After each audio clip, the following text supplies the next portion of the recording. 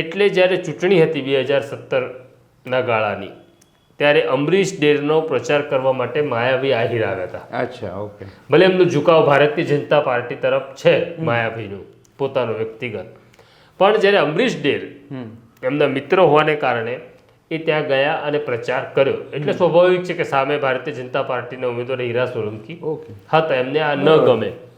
આમ એ નારાજગીનું કારણ એવું છે કે અમરીશ ડેરના મિત્ર છે અને હીરા સોલંકીની વિરુદ્ધ પ્રચાર કરેલો. 17માં ચૂંટણી હારે છે, 22માં અમરીશ ડેર ચૂંટણી હારે છે, હીરા સોલંકી ચૂંટણી જીતે છે. પછી સમયનું ચક્ર બદલાયું. પછી CR પાટીલ જ્યારે પ્રમુખ થાય છે ત્યારે લેવાલી શરૂ થઈ હતી. કોંગ્રેસવાળાને લઈ લો, કોંગ્રેસવાળાને લઈ લો, ઘણા બધા નેતાઓ એને લઈ જવામાં આવ્યા. એમાં એક અમરીશ ડેર પણ છે કે જેમણે કોંગ્રેસ સાથે છેડો ફાડી અને ભારતીય જનતા પાર્ટીમાં જવાનો નિર્ણય કર્યો. આ ઓપરેશનમાં એવું માનવામાં આવે છે, એવી તસવીરો પણ છે કે આ ઓપરેશન અમરીશ ડેરને ભાજપમાં લાવવાનું ઓપરેશન એ માયાભાઈ આહિરે કર્યું. કારણ કે ત્યાં આગળ જે તસવીરો આવી એમાં માયાભાઈ આહિર પણ છે CR પાટીલ સાથે. એટલે જે માણસ એટલે હીરા સોલંકી અમરીશ ડેરને પસંદ નથી કરતા, એના માટે પ્રચાર પણ કરે છે અને એને ભાજપમાં, અમરીશ ડેરને ભાજપમાં લઈ જવાનું કામ પણ માયા આહિરે કર્યું.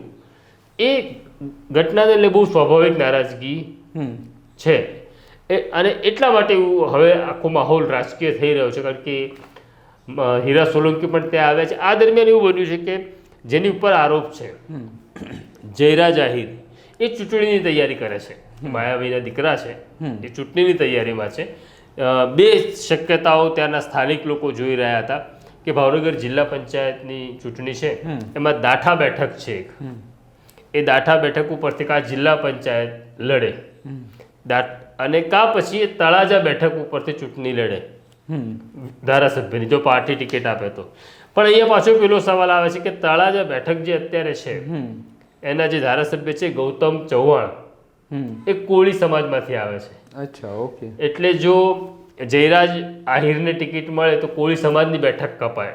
એ પણ કોળી સમાજને કે હીરા સોલંકી કે પુરુષોત્તમ સોલંકીને મંજૂર ન હોય.